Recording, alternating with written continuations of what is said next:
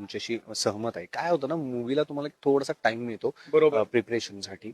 आणि माझ्या बाबतीत असं झालं, म्हणजे सिरियलला मिळाला बाकीच्या, माझं असं झालं, माझं डायरेक्ट पॅराशूट लँडिंग झालं. ऑब्व्हियसली सिनेमा पण जॉनर टू जॉनर डिफर करतो, पण बरोबर. तुम्ही रिअलिस्टिक झोनकडे थोडंसं जाता.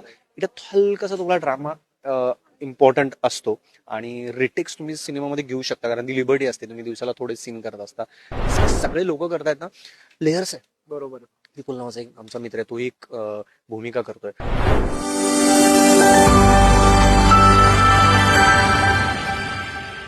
नवीन वर्षाची सुरुवात झाली आहे. नवीन वर्षामध्ये सगळ्याच गोष्टी खरंच नवीन असतात, खरंच खूप जवळच्या असतात आणि खरंच खूप चांगल्या होणार असं असतं.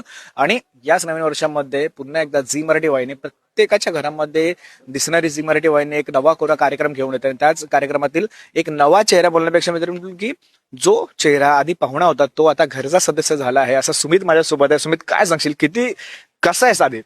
मी मस्त आहे. आणि एक्झॅक्टली तुम्ही म्हणला तसंच आहे ते, की मी पाहुणा होतो आधी, कारण मी झी टॉकीजची फिल्म केली होती याच्या आधी.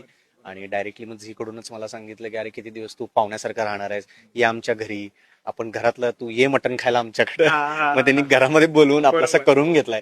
आग्रहाचं ते आमंत्रण होतं. आणि आय एम ब्लेस, कारण खरं सांगायचं झालं तर झी मराठी सारखी वाहिनी आपल्याला बोलवते, ज्यांच्या लहानपणापासून आपण अल्फा मराठी कुठून काय काय बाळ गंगाधर टिपरे वगैरे आपण ते बघायचो. तिथून आपण इथे येतोय आणि आपण त्यांचा लीड फेस होतो, नायकाची भूमिका करतो.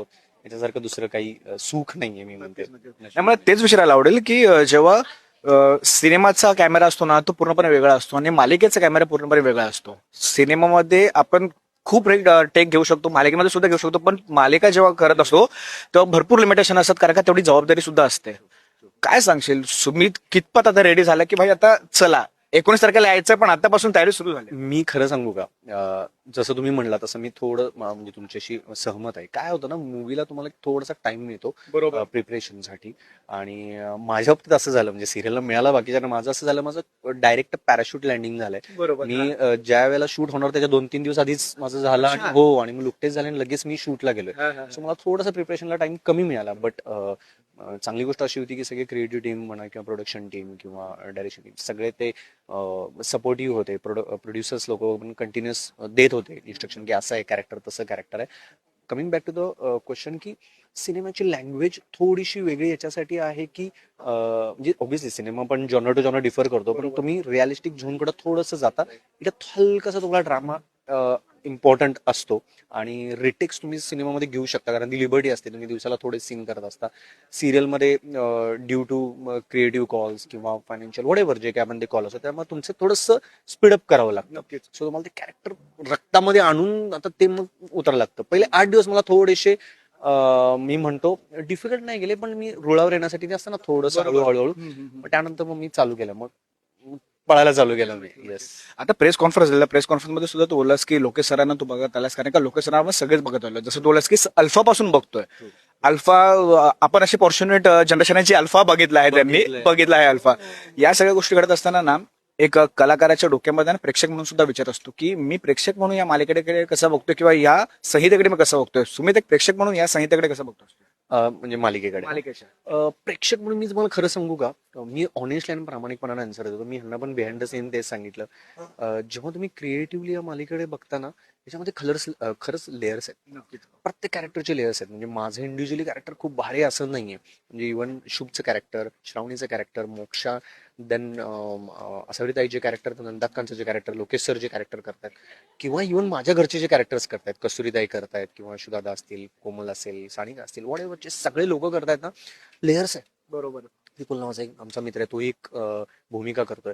सो ह्यांच्या ना कॅरेक्टरला एक लेयर्स असल्यामुळे काय होतं, ऍज अन ऑडियन्स, तुम्ही प्रेक्षक म्हणून जेव्हा तुम्ही या मालिकेकडे बघता, तेव्हा ना तो इंटरेस्ट तयार होतो. तुम्ही फक्त त्या गोष्टीमध्ये इतकं एंगेज होता. सो मला वाटते ना, हे इंटरेस्टिंग प्लॉट लिहिला गेलाय. सो मजा खरंच मजा ऍज अन ऑडियन्स मजा येते. बरं, तर मालिकेचं नाव शुभ श्रावणी आहे. खऱ्या विषयातील श्रावणीला जेव्हा कळालं आहे की असं असं होतं, तेव्हा तिच्या काय रिएक्शन होत्या, काय सांगशील त्याबद्दल? ते नुकतंच झाले, त्यामुळे तिच्याही तिलासाठी असं रे वा असं झालं. झाल्यासारखं. हो, आणि माझ्यासाठी पण ते अचानकच झाले, कारण की मी म्हणलं अरे व्हॉट सिरियल, अरे हो करे. आणि मी खरं सांगू का, जेवढा अवेअरनेस महाराष्ट्रामध्ये सिरियलसाठी आहे ना, तो नाहीये. खूप अवेअरनेस आहे. बरोबर. म्हणजे मला अननोन माणसांचे कॉल आहेत, माझ्या घरचे एवढे एक्साइटेड झाले सिरियल करतो. माझी आई स्वतः बघते कोल्हापूर, माझं घरी सगळे कोल्हापूरला राहतात.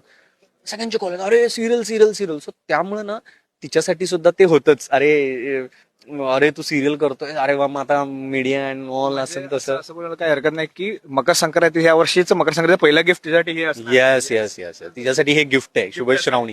आणि मजा माहितीये का, आज मकर संक्रांतीला आज आमचा टायटल ट्रॅक आता लॉन्च झालाय क्या बात आहे. 11 वाजता. तुम्ही ते बघितलं ना, ते पण आम्ही आत्ताच बघितलंय. वा. सो मकर संक्रांतीला झी मराठीने आपल्या सगळ्यांसाठीच तो तिळगुळ घ्या गोड गोड बोला हा जो काही संदेश आहे तो दिलेला आहे. नाही खरंच खूप भारी वाटतंय. तुर्तास मी आमचा एक शेवटचा प्रश्न मला घ्यायला आवडेल.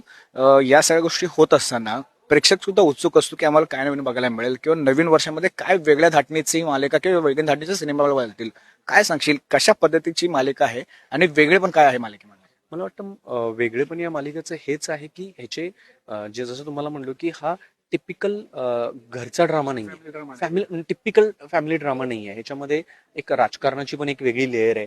देन जी माझे एक जे कॅरेक्टर आहे त्याची पण एक वेगळी लेअर आहे की तो इनोसंट आहे आणि तो ज्या काही माझ्या श्रावणी मॅडम आहेत ज्यांच्यासाठी तो लढतोय म्हणण्यापेक्षा लढतोय इज रॉंग वर्ड मी म्हणू शकेन की त्यांची तो काळजी करतोय.